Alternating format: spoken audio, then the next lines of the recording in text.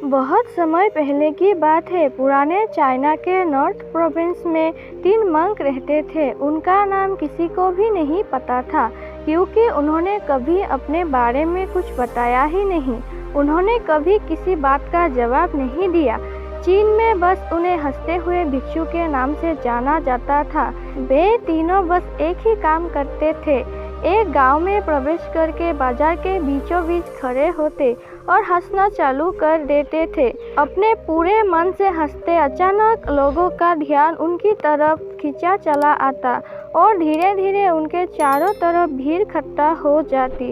इतनी एकाग्रता, इतनी लीनता, संपूर्णों के साथ हंसते। उनकी हंसी देखकर सारा गांव हंस जाता। जब वो पूरा गांव हंसी की समुद्र में डूब जाता तब वे दूसरे गांव चले जाते। वे ना तो कुछ बोलते थे, ना ही कुछ उपदेश देते, ना ही कुछ शिक्षा। वे जहाँ भी जाते अपने हंसी से ऐसे महल बना देते, लोग अपने सारे दुख दर्द भूलकर बस हंसने लग जाते। धीरे धीरे चाइना के लोग उन्हें पसंद करने लगे और वो पूरे चाइना में फेमस होते गए, लाफिंग मंक के नाम से। चाइना के लोग उन्हें बहुत प्यार करते और उनका सम्मान करते। इससे पहले उनके बाद भी कभी किसी ने इस तरह से प्रचार नहीं किया। जीवन केवल एक हंसी होना चाहिए और कुछ नहीं। वे विशेष रूप से किसी पर नहीं हंसते थे। वे हंसते थे जैसे कि उन्होंने ब्रह्मांडी मजाक को समझ लिया हो, जैसे कि उन्होंने ईश्वर की मजाक को समझ लिया हो और उन्होंने एक शब्द के उपयोग करने के बिना पूरे चाइना में इतना आनंद फैलाया जितना आज से पहले किसी ने ना फैलाया था। लोग उनका नाम पूछते लेकिन वो बस हंसते।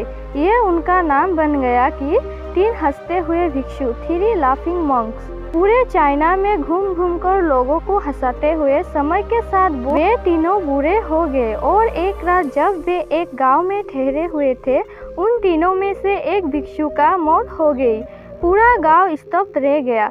पूरा गांव बहुत ज़्यादा उम्मीद कर रहा था कि उन्हें लगता था कि जब उनमें से एक की मृत्यु होगी बाकी 2 जरूर रोएंगे।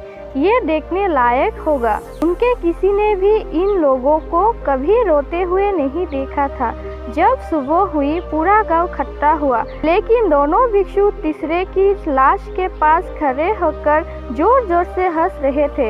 ऐसी हंसी जैसे उन्हें आज से पहले कभी ना हंसी हो। गांव के कुछ बड़े बुजुर्गों ने समझाने की कोशिश की, ये आपका साथी था, इसके मृत्यु पर आपको हंसना नहीं चाहिए। कुछ दिन पहली बार उन भिक्षुओं ने मुंह से बात की और कहा कि हम हंस रहे हैं क्योंकि ये आदमी जीत गए हैं।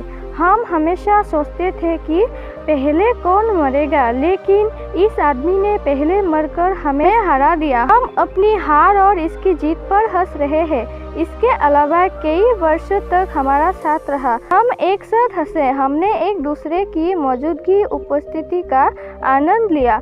उसे अंतिम विदा देने का इससे बेहतर तरीका और क्या हो सकता है। हम केवल हंस सकते हैं। लेकिन पूरा गांव उदास था। जब मृत भिक्षु के शरीर को अंतिम संस्कार के लिए चिता पर लेटाया गया तब सारे गांव वालों को एहसास हुआ वो मजाक नहीं कर रहे थे।